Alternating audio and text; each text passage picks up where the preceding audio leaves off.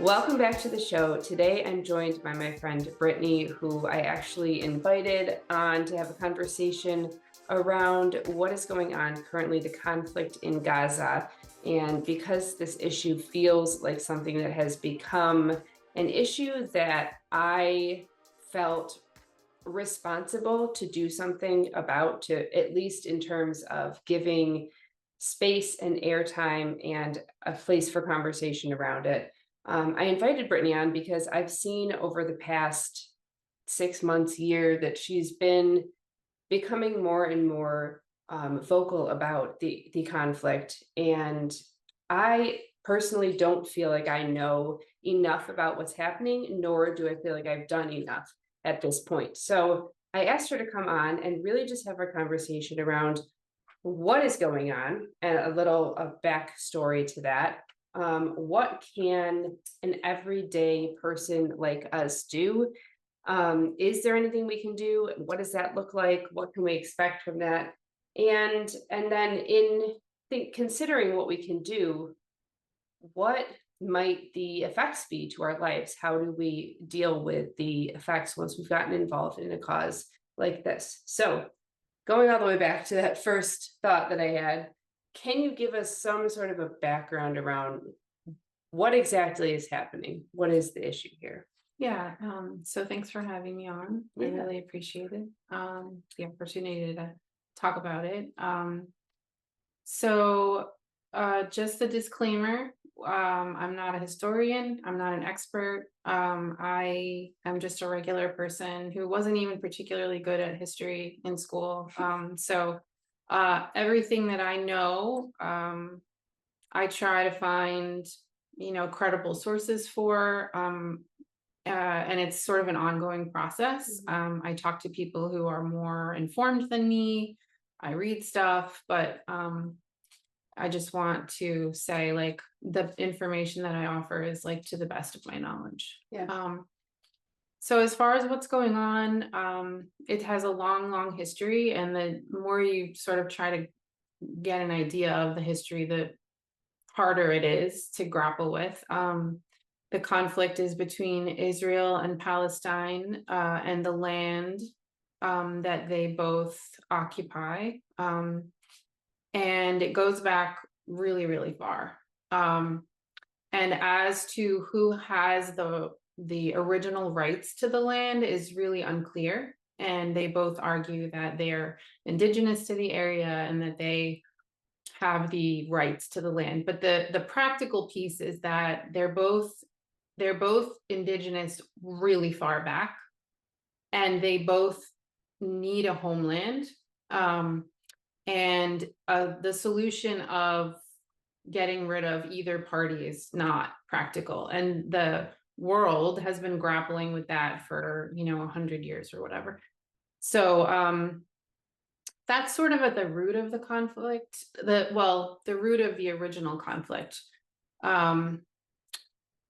So, in the 20th century, the world sort of tried to solve the problem repeatedly, either the UN or, the area was controlled by Britain in the early 1900s, and then has sort of changed hands. And there are all of these proposed solutions and agreements that are then, not kept or sort of reversed, and all of these moving parts. But what happened early on in the 20th century was Israel. It was proposed that Israel was given a homeland in what was occupied by Palestinian Arabs at the time, and the Palestinians weren't consulted about this, obviously. And for 20 years or so, there was this influx into the area, more and more, where Palestinians were sort of pushed out. And then it was sort of made official, or there was like proposed, you can see maps of the proposed land dividing the area up into different pieces, Israel and Palestine. And there were a number of wars that took place during that century, and sort of skirmishes and incursions and things where on both sides. But what we've seen is that the world has largely been in favor of Israel for a variety of reasons, political and economical and all of these things. So in 1948, there was this, they call it the Nabka, where I don't remember the numbers, a huge number of Palestinians either fled or were pushed out of their land into small areas of what was Palestine. And they became refugees. And so since then, there has just been this really terrible conflict between the two parties. But Israel has grown in power. And since the 70s, the US has been giving aid to Israel's military pretty consistently, between like $3 and $4 billion a year, more than any other nation since World War II. So Israel is now really a huge military power, funded by the United States. So the Palestinians are a civilian population, technically supposed to be their own state, but really actually they are just an occupied civilian population that is like largely refugees, and they are controlled by Israel on all sides. You know, we've talked about before the borders. So the other thing is that they were given, in theory, certain chunks of land in this space. Just to be clear, we're talking Palestine was given. Palestine and Israel were both given, and they weren't nice and neat, right? It wasn't down the middle. But over time, Israel has sort of settled and encroached more and more into those spaces, not according to the agreements, which technically Palestinians really weren't given a choice in the first place. But the areas that Palestinians have been allowed to occupy have shrunk to where they're teeny tiny parts on an already small space, namely the Gaza Strip and the West Bank, and they're not even connected, right? And they are blocked on all sides. There are literal walls and fences on the land side. Israel has blocked all of the exits and entry points except one, which is heavily guarded. And I mean, even for students who want to go and learn, you know, a skill or go to university somewhere else, they often can't leave Gaza because it's so restrictive. Israel also controls their water, their electricity, their the aid that comes in and out. It controls. So even before this current conflict started, Palestinians were suffering. They were short on clean water and food and medical supplies, and they could only count on a certain number of hours of electricity a day. So this is already an oppressed people. And the reason is because Israel is this really, really powerful nation state that has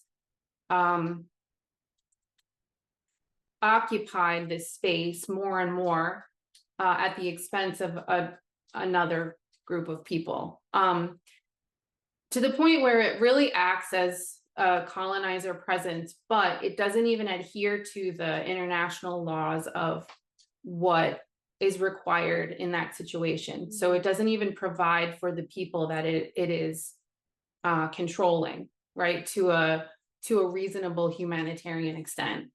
Yeah. So the history is really messy.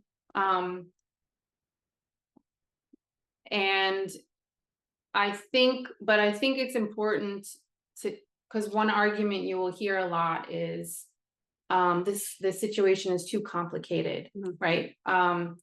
And as I've tried to learn more about the history, it really is complicated, but most history is really complicated. And I think that is an excuse that sort of operates as a tool by Israel and people in power to make people like us feel like we don't have the right or the capacity to even understand it, let alone act. Yeah. And I think things about it are complicated. The history is complicated, but the current situation is not.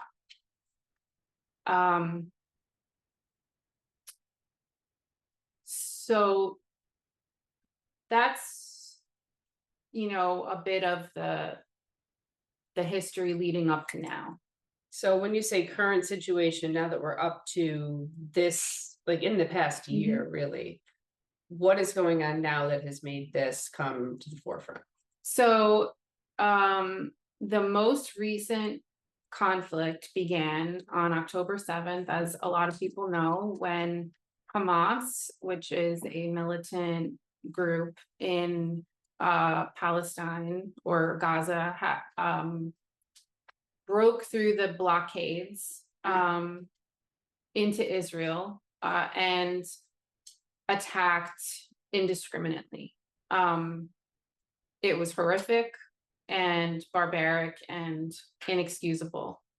The numbers that have come out have slowly changed from what Israel has claimed. And it sounds like around 700 civilians were killed.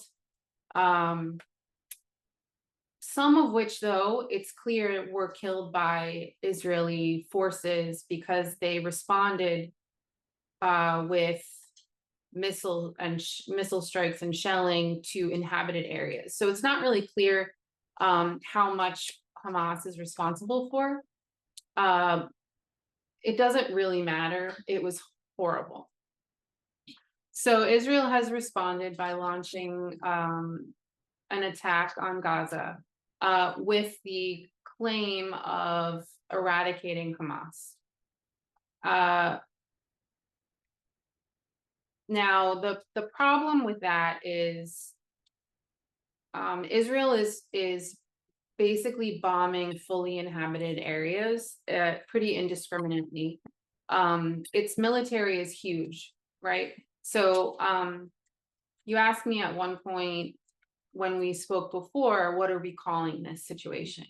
And my answer to you at the time was, it depends on who you ask. So Israel and its proponents are trying to call this a war. And the reason why that's really disingenuous is because Israel is a powerful nation state and Palestine is, as I said, just a small, the population isn't small, but it's a very small space with a large population and it's predominantly a civilian population. And they are demilitarized, right? There are militant groups that have tried to rise up to power to try to throw off this oppressive system that their people are suffering under. But I actually looked up some numbers, and the Israel military the active military is about 5 times the size of Hamas based on estimated numbers. The reserve military is about 15 times the size of Hamas. So we're talking 20 times the size, and just the military presence. And they have already killed Israel's bombings and other military tactics have already killed at least 30,000 civilians, which is the entire population of Hamas itself alone. And half of those were children, and it has not stopped. It's been going on since the attacks on October 7th. And in that amount of time, at least 30,000 people have been killed. And that says nothing of the injured, the people buried in the rubble, the amputees. This is sort of getting off the subject, but there are children who are amputee survivors from previous bombings from Israel who have died in this particular conflict. And it's not a rare story, because this has been going on for so long. And when Israel cites these attacks from Palestine, because Hamas and other resistance forces have in the past attacked Israel, but the numbers are so dramatically different in death toll, in damage. Every time you look at numbers, there's no comparison, right? So that's why calling this a war, I mean, a war is really it's agreed on by military, scholars, that a war is generally considered a fight between two powers that are sufficiently equal in size that the outcome is uncertain. Yeah. That's not the case here. If Israel continues its bombardment of Gaza, they will obliterate the Palestinian people. There is no question. They already have.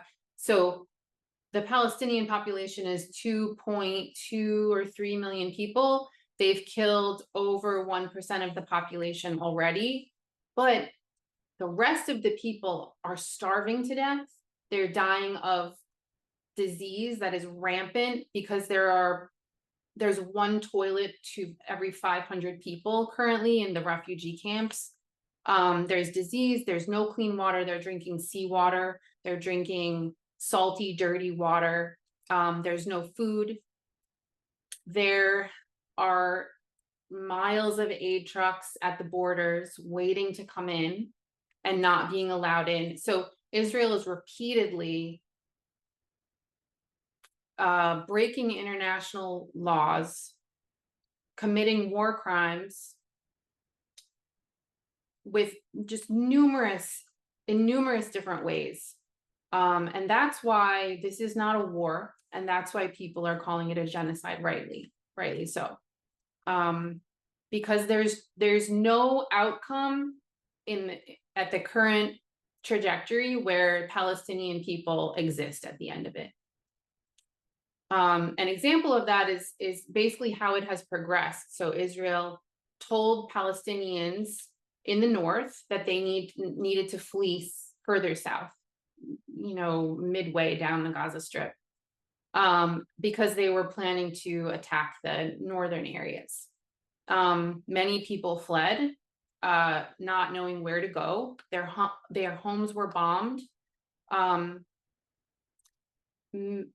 think over 60% of all buildings have been destroyed already in Gaza. But each time that people move south, Israel says, you have to move south again because we're attacking. And they are now, all of these refugees, 1.5 million people, are down at the very base of Gaza, of the Gaza Strip, at the border of Egypt, with nowhere to go, no food. You can see it on the map. It went from this small, not super densely populated area to just a wall of tents. And if I can stop you for a second, I just read today, and you may have actually posted it, but this is now considered the most densely populated area on the planet. Yeah. And they have no resources. Another example of why it's clear that this is an intentional genocide, and that saying it's about Hamas is just untrue, is that Israel has targeted medical facilities, hospitals, medical professionals, journalists, which all of these are war crimes, and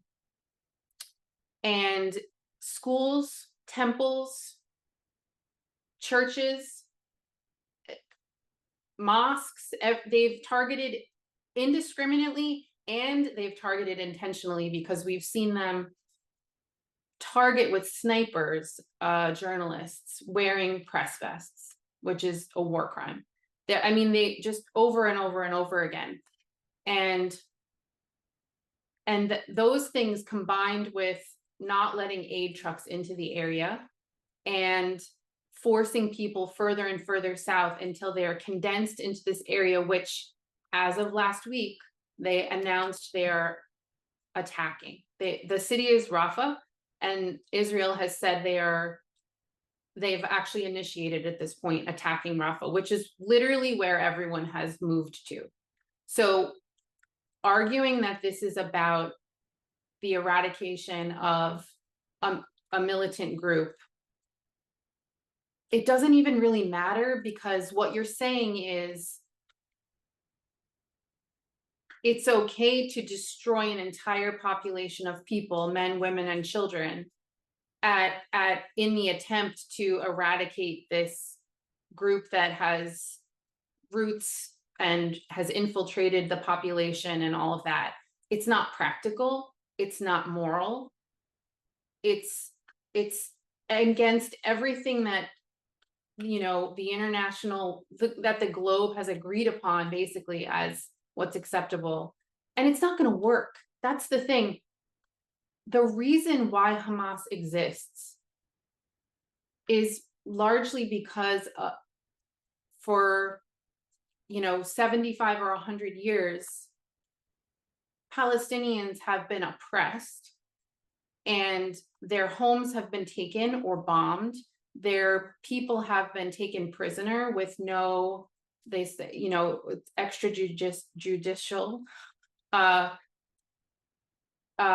means of keeping them prisoner. They're tortured, they're not released, and it's sometimes children. It's sort of arbitrary. All of this has gone on without much attention from people in the world, and so these extremist groups come up out of the suffering of people being oppressed, and so honestly,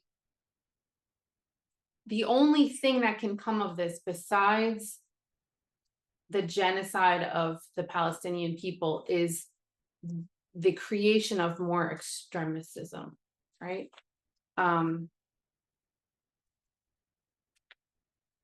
So this gets us caught up to the point of now.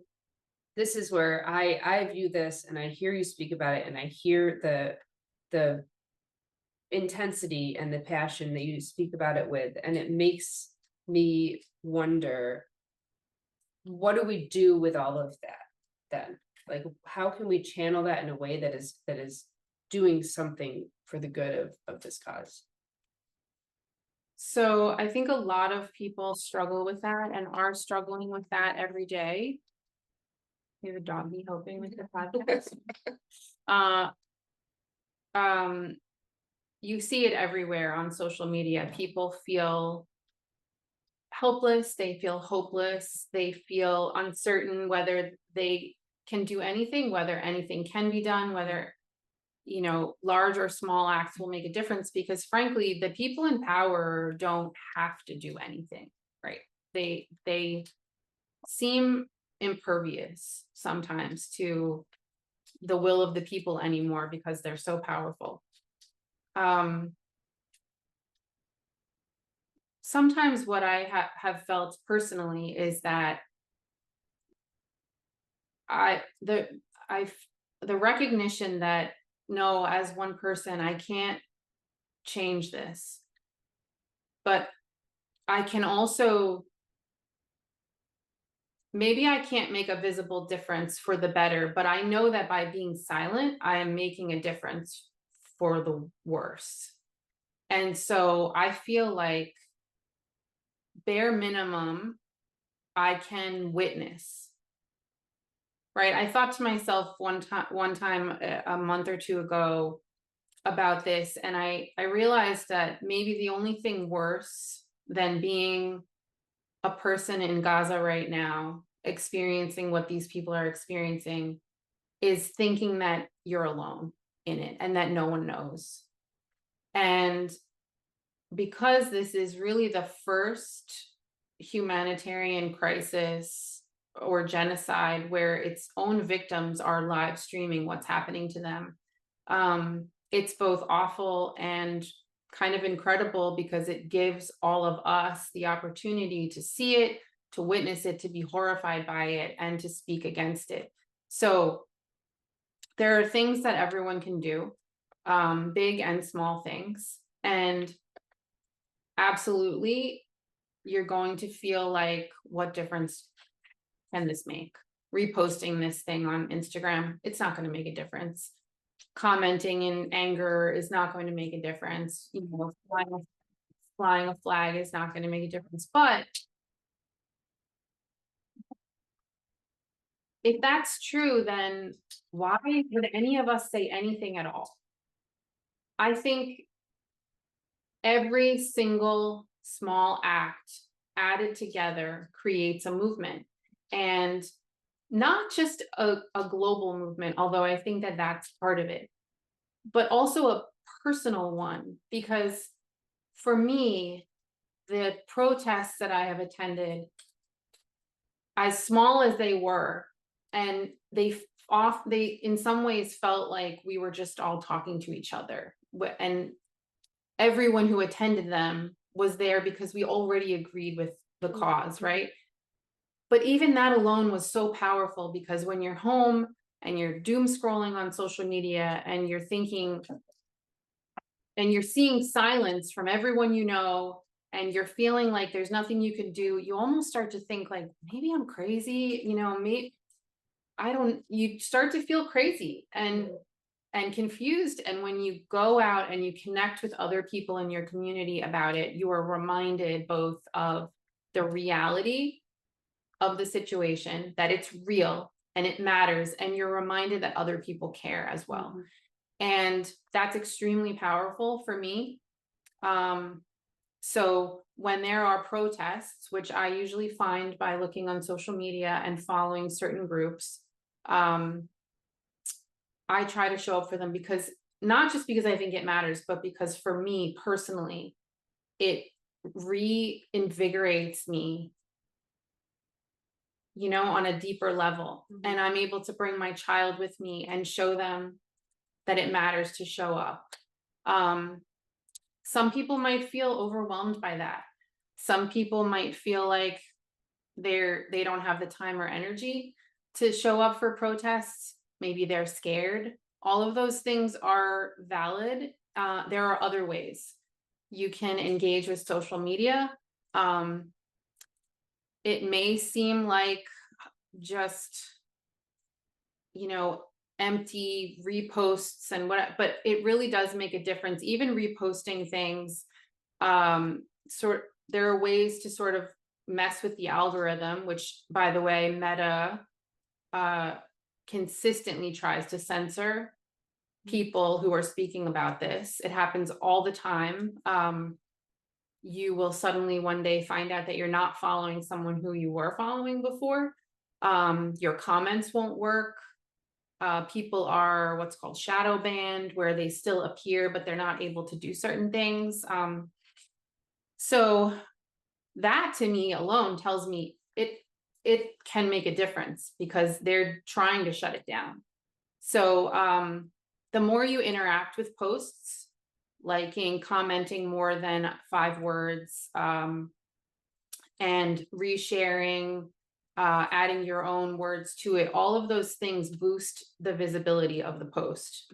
That's the way the algorithms work.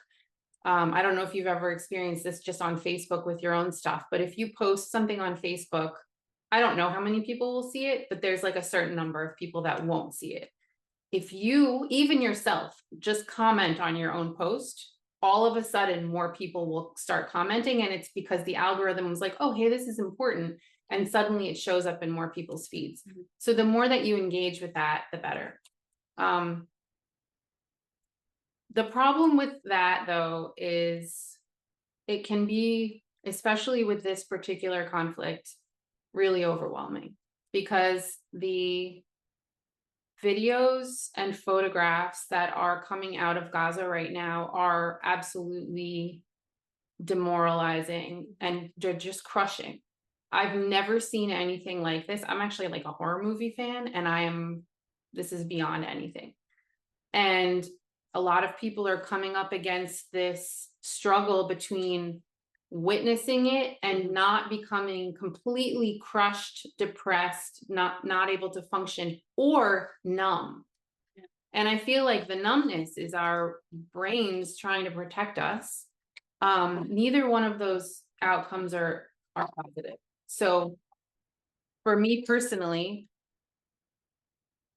I realized, you and I spoke a little bit about this, that actually in the past week, I really got to a bad place where I realized I was doing more harm to myself than good. And it's hard because you feel like it's the least I can do. I'm sitting in my warm house in my safe space that I'll never have to worry about being bombed, and my child is safe. And the least I can do is watch a couple videos on Instagram. But so it feels very privileged to say like, oh, this is too much. But if it's too much, you still need to be able to be healthy and function in order to help the cause. Yeah.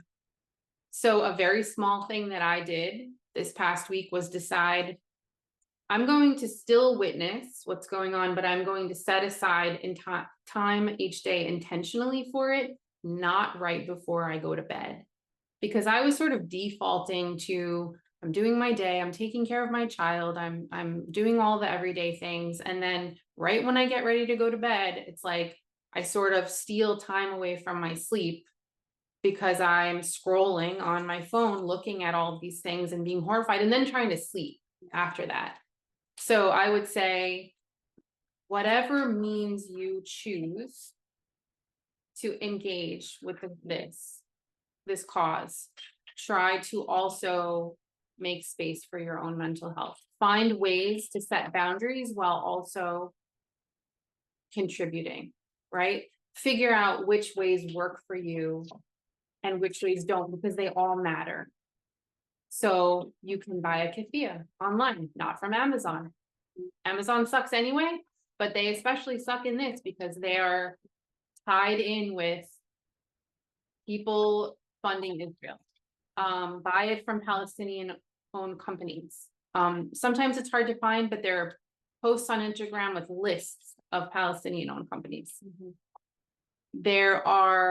You can buy a flag, and if you're brave enough to fly it in your neighborhood, do that. Don't buy it from Amazon.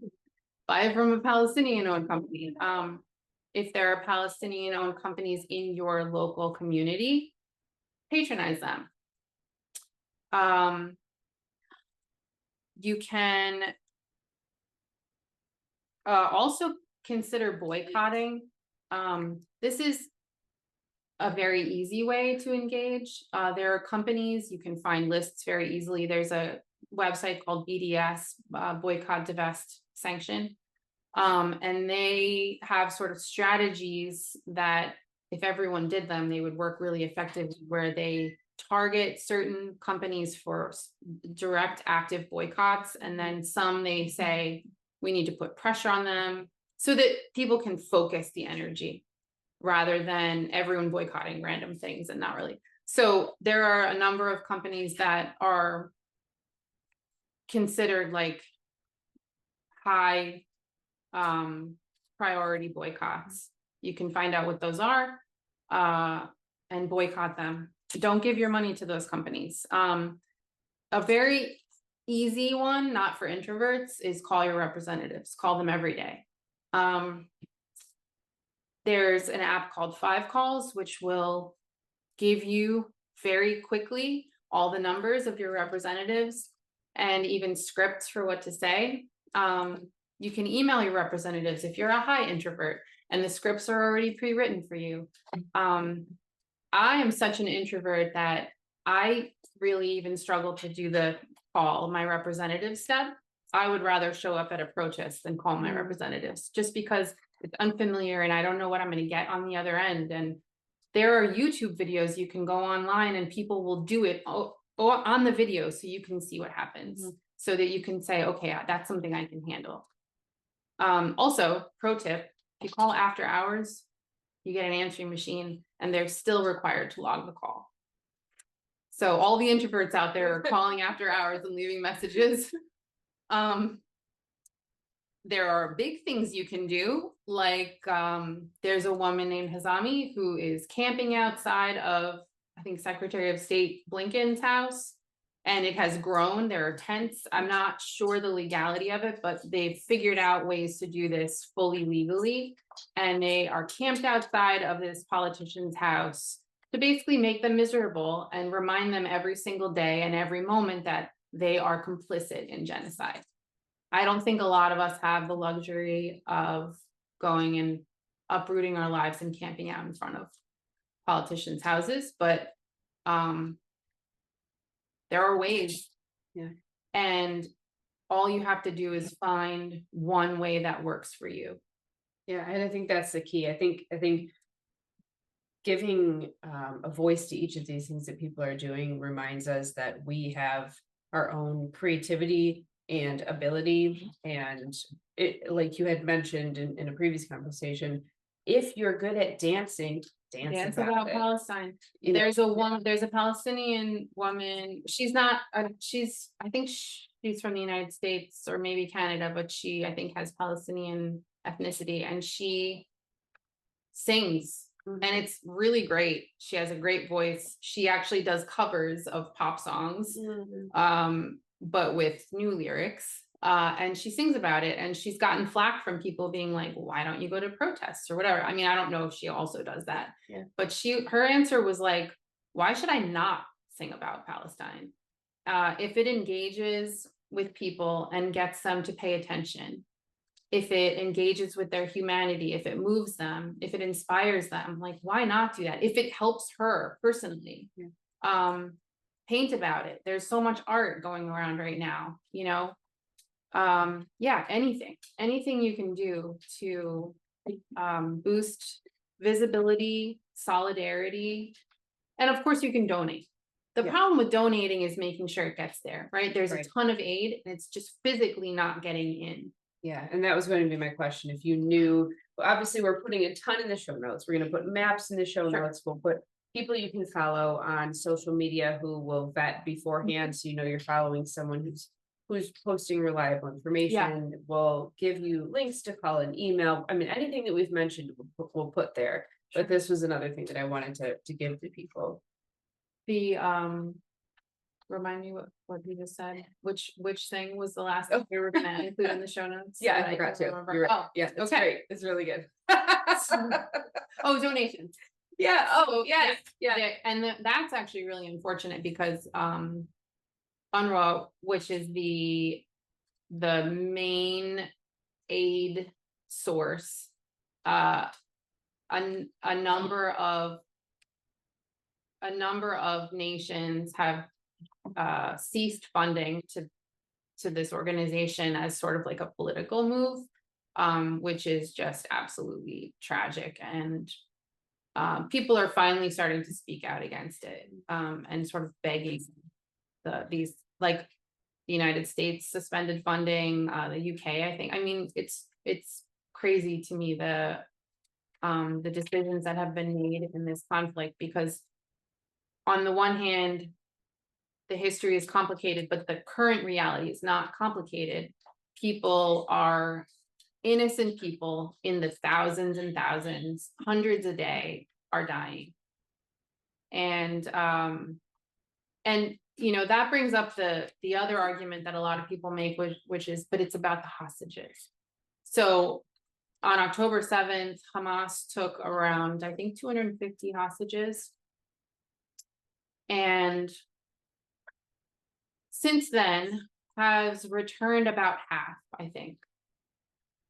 Primarily, all of those returns took place in the 1-week truce in November, where there was this temporary ceasefire. What that tells me is the only way to initiate hostage release is through civil diplomacy, like not bombardment and besieging and you know, disguising yourself as medical personnel, entering hospitals and shooting people at point blank range. The way to get your hostages back is to engage on a human level, which clearly worked. And then they went immediately back to the military attack. And so if it were about the hostages, we would see it being done very differently. So I think it's about Hamas and it's about the hostages are very, very dangerous claims that serve to continue this status quo of Israel, the occupier, with its foot on the neck of Palestine, basically. So I would say there are a lot of ways to get involved, and they don't all have to be hard. And there are people out there, especially on social media, who can sort of lead you in the right direction. One particularly really powerful experience was I took myself and my child, to a vigil, a candlelight vigil in downtown Rochester, and it was a very small attendance, and it seemed kind of silly in the sense that we weren't yelling, we weren't marching, we were just standing silently for 13 minutes. It was on the Holocaust Remembrance Day, and so we were silent for a certain number of minutes to honor Holocaust victims, to honor victims in Gaza now, to honor Indigenous populations, and all of these things. And the people running it literally just lit a few candles, laid out some flowers and some posters, and talked a little and stood in silence. And that's not for the rest of the world. It didn't get publicized, but it felt so valuable to me as a person, and the connection with those other people there. And I knew in that moment that every little action matters, even if it's just to lift each other up so that we can lift others up. Okay. So just to reiterate, as we close out here, I want to make sure that everyone knows that there will be plenty of resources for you if you are interested in finding out more and doing something and throwing your support behind this cause in some way. Those will be in the show notes. You can find them on Spotify, or if you're watching on YouTube. And also, if you're engaging with this content on social media in some way, please like, share, comment, do anything that you can to, like we said, boost that algorithm so that this information is getting out. And if not this, then go find someone who we direct you to, or who you find on your own, who's a reputable source, and go do that for them. That is definitely one quick and easy way that you can make a difference. Yeah, also, as far as the engaging with the posts on social media, I just wanted to say that a sort of another pro tip is most graphic content is buzzed out, and you can still boost the content without looking at it. So you can either turn the volume down and look away while you watch the video and repost it, or you can just not click see photo or whatever, but still repost it. And that, if that's a way to preserve your mental health while still, making visibility possible, that's another way to do that. Yeah. All right. Thank you, everyone, for engaging with this conversation. We hope that you maybe learned something or took something away. And until next time, love and light.